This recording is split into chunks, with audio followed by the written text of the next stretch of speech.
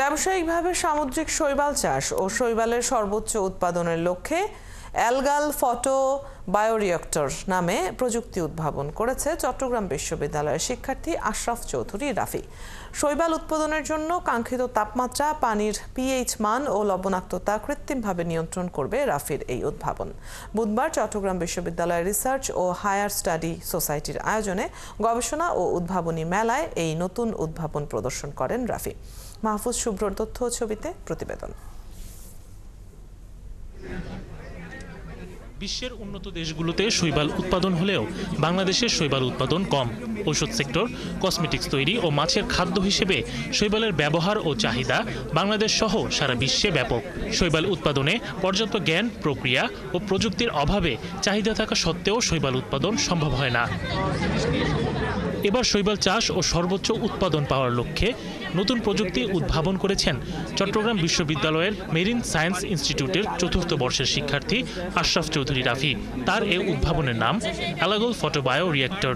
আমরা এটা গ্রো করছি যাতে করে তার থেকে আমরা সর্বোচ্চ হারভেস্টটা পেতে পারি বা সর্বোচ্চ উৎপাদন আমরা পেতে পারি। এখন প্রশ্ন হচ্ছে এটা দিয়ে আমরা কি করব বা এটার কাজ কোথায়। আমি বারবার বলছি এটার বেশ কয়েকটি কাজের মধ্যে হচ্ছে মেডিসিনাল ভ্যালু রয়েছে, এটি কসমেটিক্সের ভ্যালু রয়েছে।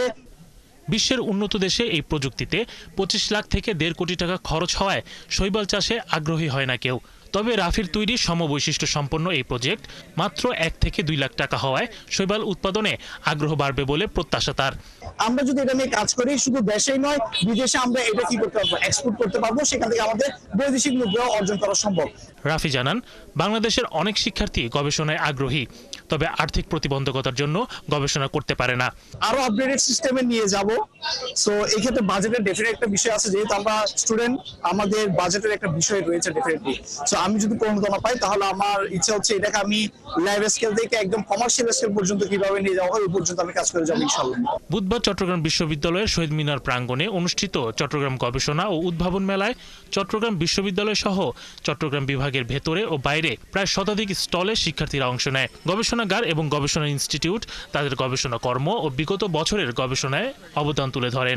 শিক্ষার্থীরা গবেষণা করতে ইচ্ছুক, তাদেরকে যদি আমরা বিভিন্ন ধরনের প্রশিক্ষণের মাধ্যমে একটা আইডিয়া সেট করে দিতে পারি, তাহলে আমি আশা করি এই তাদের যে পটেনশিয়ালিটিটা ওগুলো আর অনেক বেশি উৎফুল্ল হবে এবং সেগুলো আসলে প্রকাশ পাবে।